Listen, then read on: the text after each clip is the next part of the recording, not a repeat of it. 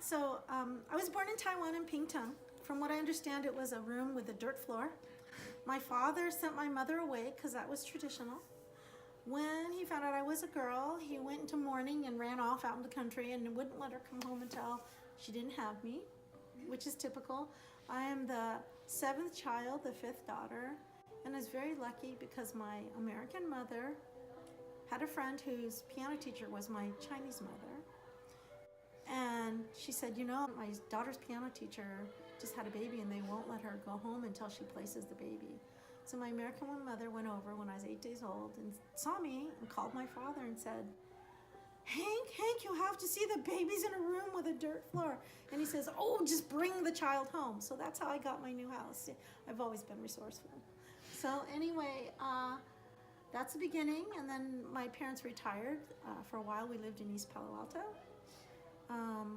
Then we moved, and my dad basically worked after retirement.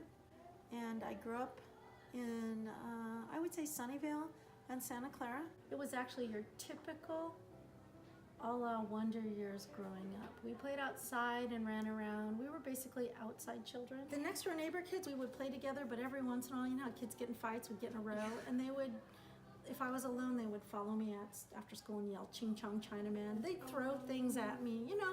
It was kind of ugly. So deep down inside, I've always felt that racism was there. Yeah. Always. As far as home, I never knew. I graduated from Peterson High School in Santa Clara and went to Berkeley. I was really lucky. Learning came very easy for me. And so I was good at school and I liked to learn. One really interesting thing though is that I actually didn't learn how to read till I was 18.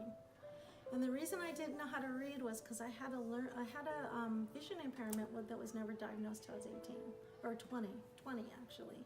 And when I was 20, I was at Berkeley and I was looking at the whiteboard, or blackboard back then, and I couldn't read it, so I went and got my eyes checked. And after they did the diagnoses and gave me my glasses, they told me that I had something called convergence insufficiency, so I could never read.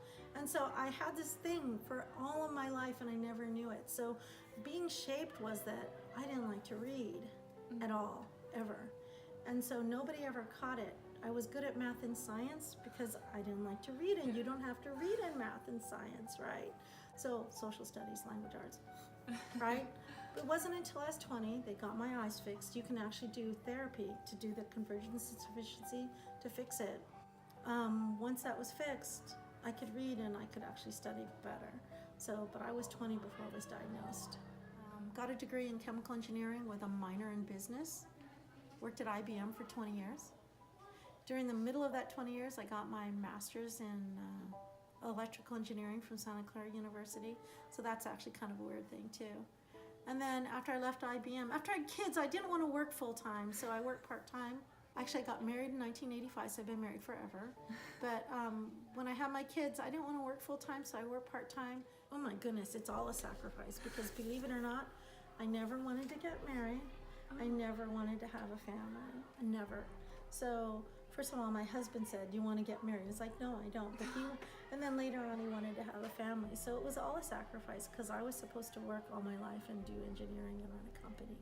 But I think raising children to be good people so that they can do the next thing, maybe it'll just take a generation or two. Yeah. So that's a huge sacrifice. Even teaching was a sacrifice because I'm not doing engineering, right? But it was a good one because I can still torture a bunch of eighth grade kids. And then I decided I wanted to teach because it was more in line with the goals of what I had from there, which was to raise good, strong kids. So you think you got parents that are helicopter parents? Man, I went and got a teaching credential and went to school. And so raised my kids, they're in college, and I'm teaching 8th grade. So I don't think you should ever have regrets. Seriously, I remember there's a poster that says no regrets. I think you should always do what's right, always do your best, and not have any regrets. And if you mess up, it's science, right? I point up here to the ceiling to the scientific process. You reflect, you restate, and you move on. I'm actually pretty happy, right? Keep on, reflect, and move on, because you know what? You always have to do your best, and my goal is to raise as many wonderful people as I can. I only had you for a year, but I think you can say you took away some good things. Definitely. And so I hope that you'll all learn science. I hope you will become science literate. I hope you will learn to love learning. and that you'll contribute to society in the best way possible, and that you'll always be positive and keep moving forward.